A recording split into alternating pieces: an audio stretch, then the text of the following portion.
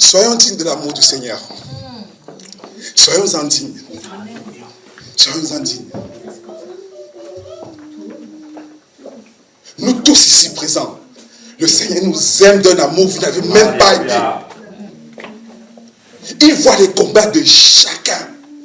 Et il a pris en charge personnellement. Comme quand on dit, on vient voir une autorité, on dit, ben voilà, il y a une personne qui a un problème, et voilà, ça peut être réglé, peut-être par le président de la République. L'autorité parle de ce problème au président de la République. Le président dit, je prends ce problème-là de ma propre main et je m'en occupe personnellement. Aujourd'hui, je te dis que Dieu prend ton problème personnellement, il va s'en occuper. Je te dis que Dieu personnellement, il prend ton âme, il va le guérir. Je te dis que Dieu prend personnellement ton cas, il va te donner ton intelligence, il va te redonner une estime de toi. Je te dis que Dieu prend ton cas personnellement, il va traiter tes problèmes de cœur, il va penser les plaies du passé. Oui.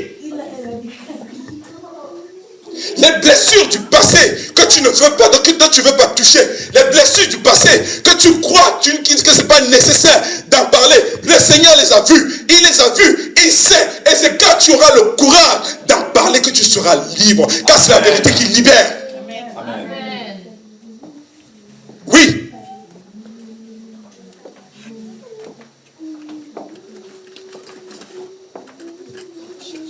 C'est une douleur, cette douleur du passé. C'est une douleur, c'est une contrainte. Car tu t'attaches encore au regard des autres. Parce que tu te dis, tu vas être jugé par une blessure du passé. Le Seigneur te dit, je connais ta blessure du passé. Je connais ta blessure du passé.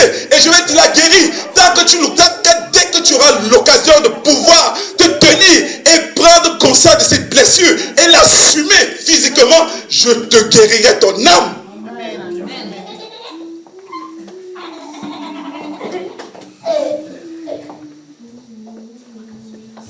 Gardons la parole du Seigneur avec nous.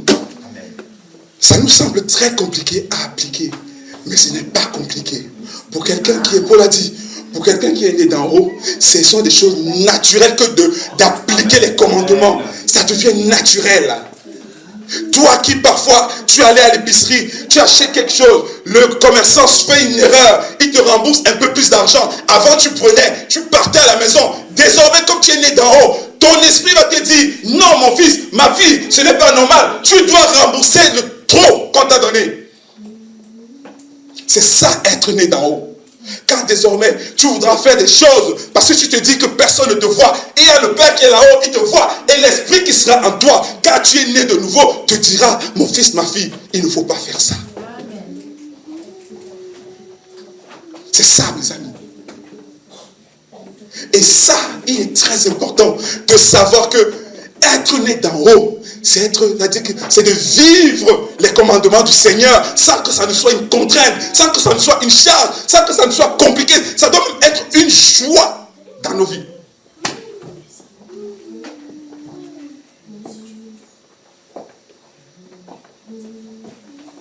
Le Seigneur parle parce qu'il veut que vous preniez conscience de qui vous êtes, que vous preniez conscience que ces commandements sont tellement faciles à appliquer. Mais nous sommes tellement distraits et attachés aux choses du monde, attachés à ce que le voisin va dire, à ce que le collègue va penser, à ce que le frère va penser. Ce n'est pas ça le plus important. Le Seigneur vient te dire aujourd'hui que le plus important, c'est ce que lui, le regard qu'il a sur toi.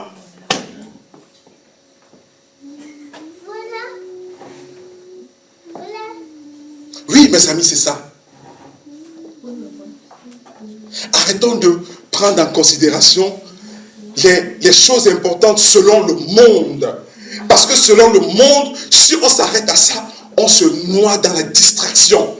Et Satan, c'est sa tâche principale en ce moment, de nous distraire, que ce soit dans la rue, que ce soit dans les disputes, que ce soit sur des vidéos. Vous allez passer votre temps à parler des frères et des sœurs. Pendant ce temps-là, vous auriez pu être en contact avec Dieu. Vous pouvez prendre votre temps à regarder des séries ou autre chose. Et pourtant, Satan, il s'en sert simplement pour vous distraire. Ne cédons plus à la distraction. Le Seigneur parle avec autant de violence, tout simplement parce que il voit, il a dit que la disposition, l'envie que vous avez de vouloir le suivre, d'appliquer les commandements, mais il voit aussi la faiblesse de votre chair. Que la chair ne soit plus un obstacle. Amen. Vivez pleinement votre vie avec le Seigneur sans complexe.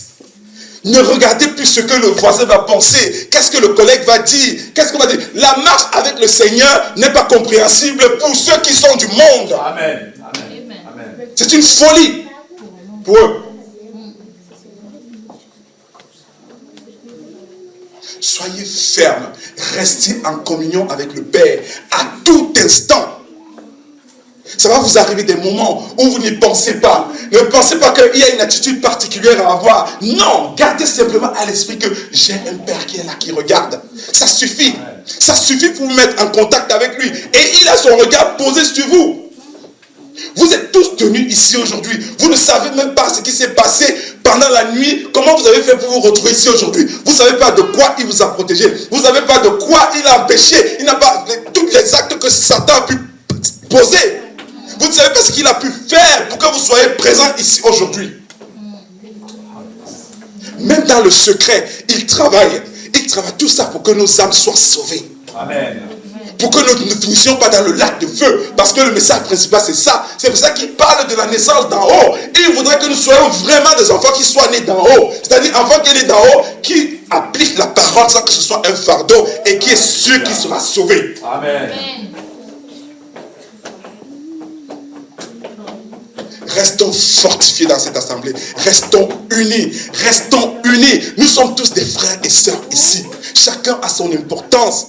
Et le Père attire beaucoup notre attention dessus. Chacun a son importance. Chacun a son rôle à jouer. Chacun a une importance sur l'évolution de cette œuvre. Parce que des gens vont arriver. Et les premières personnes qui vont arriver, ce qu'ils feront, c'est de regarder à vous. Vous qui êtes là-dedans, comment vous vous comportez. S'il y a réellement la vérité et la parole de Dieu, et on voit que vous vous comportez comme des gens du monde, comment voulez-vous qu'ils restent?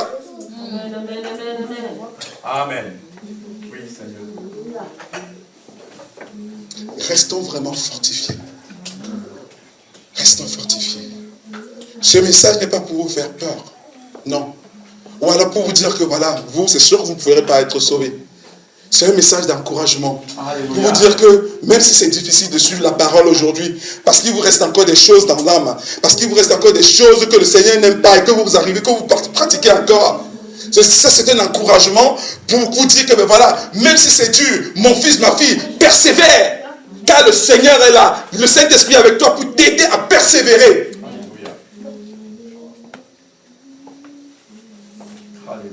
Ne vous laissez plus distraire. Plus jamais. Plus jamais. Et regardez à l'esprit que tant que vous restez avec le Père connecté, Satan aura peur de vous. Et le Père vous mettra toujours à l'idée que vous êtes au-dessus de là. Ça vous aidera à passer au-dessus de toutes les tentations. Amen. Que le Seigneur soit glorifié.